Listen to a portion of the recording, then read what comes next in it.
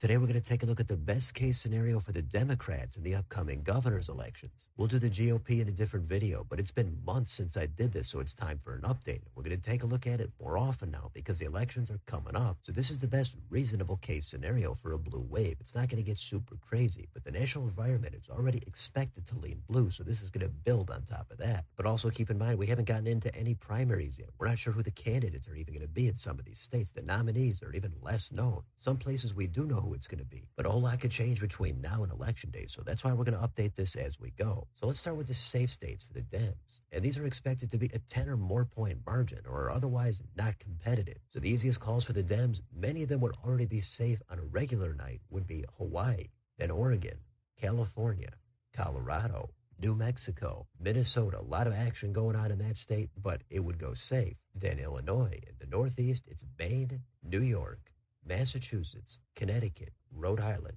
Pennsylvania, Maryland, and one last state we're going to put in is Vermont. Now, this state by far has the most range on here. It could easily go a landslide for the Republicans, or it could go a landslide for the Dems. It all depends on if Phil Scott is going to run again. If he doesn't, that means Dems have a much better chance at picking this thing up. Now, let's do the safe states for the Republicans. So even in a blue wave, it would still be likely that it's safe in Idaho, Wyoming, South Dakota, Nebraska, Oklahoma, Arkansas, and the last state I've got is Tennessee. Now, could something change here? Could an independent candidate get in and make things interesting? Yeah, it's always possible. But for now, I don't think those would get under 10. Now let's go down to the little bit more competitive states, the likely margins of between 5 and 10 points. For the Dems, we'll start in the Southwest. First, I'm going to put in Arizona. Now, some people might freak out at this, but my regular prediction is already kind of about a 1-point margin for Hobbs. There's divided government in this state. I think that does benefit the incumbent. So if she somehow won by 5 or 5.5 points, I'm not going to be totally shocked. The next state is in the Rust Belt. It's Wisconsin. Here's another open seat. Tons of question marks on both sides. It's possible it could be former Lieutenant Governor Mandela Barnes for the Dems. I don't think he's the strongest candidate, but in this type of environment, of course he's going to be able to win. And in this, again, I think it hitting mid-single digits over 5 points is not completely unreasonable. And it's also going to be the same thing next door in Michigan. There's question marks here as well, but not so much on who the candidates are going to be. It's more about how this three-way race might play out. Either way, again, with Trump in the White House, it's going to be an uphill climb for the Republicans, and in a blue wave, I think it could hit over 5 points. Now, the likely states for the Republicans. First in the South, I'm going to put in Alabama. This would be the governor rematch between Tommy Tuberville and Doug Jones. For governor, the minority political party has a much better chance at having success. Doug Jones, he did pull off that upset in the Senate race. So for governor, I don't think he could win as of now. You never know. But I do think in this scenario, it could get down into high single digits. Now, what about Florida? This is an open seat. Dems have lost so much momentum in the state over the past decade. They have a weak bench. I assume it's going to be Byron Donalds for the Republicans. And I'm going to try to not underestimate how red this state has gotten. So for this, I don't think it's unreasonable to say it could get under 10. It's going to go likely. Last state here is South Carolina. It's a red state, but it's not the reddest state out here. Dems have kind of a thin bench here. Republicans have a big primary. A year ago, it seemed like it might be Nancy Mace. Now, not so much. Dems probably have high hopes of this being a dark horse pickup, but for right now, it's going to stay likely. Now, we'll go down to the most competitive states. Lean are under 5% and tilt are 1% or less. I've got a lot of tilt margins on here, but first I've got 2 lean ratings. Let's start in Texas. This is going to be leans for the Republicans. We've got Greg Abbott going for that big 4th term. Dems could be looking at Gina Hinojosa, but we'll find out. Either way, it is going to be an uphill climb here for the Dems. Every once in a while, voters get tired of seeing the same governor in office year after year. So in this scenario, I think it could get close to competitive for Abbott, but I still think he'd pull it off. So this is about a 4 to 5 point lean rating. The next state is Georgia.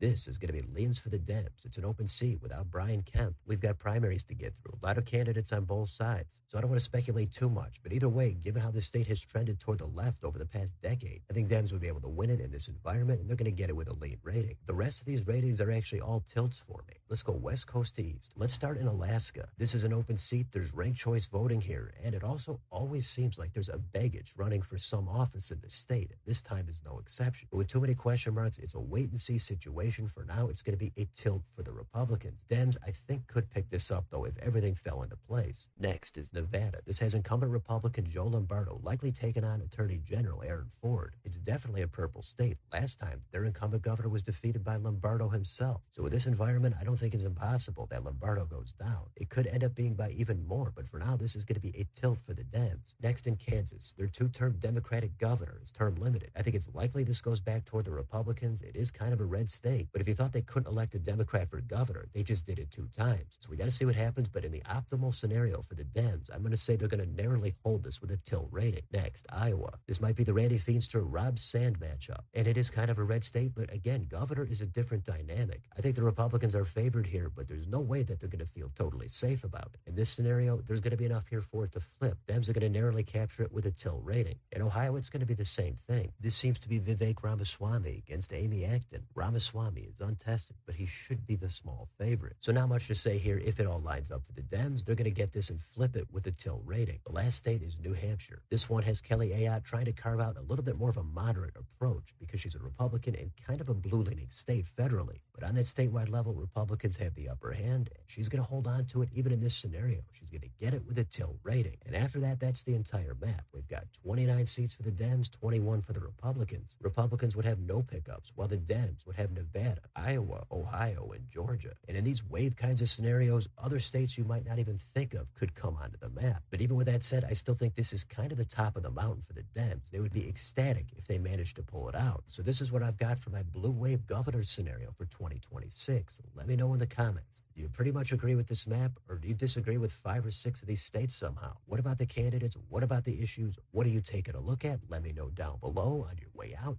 Don't forget to like, share, and subscribe. Join if you'd like to support the channel. Thanks for watching. I'll see you next time.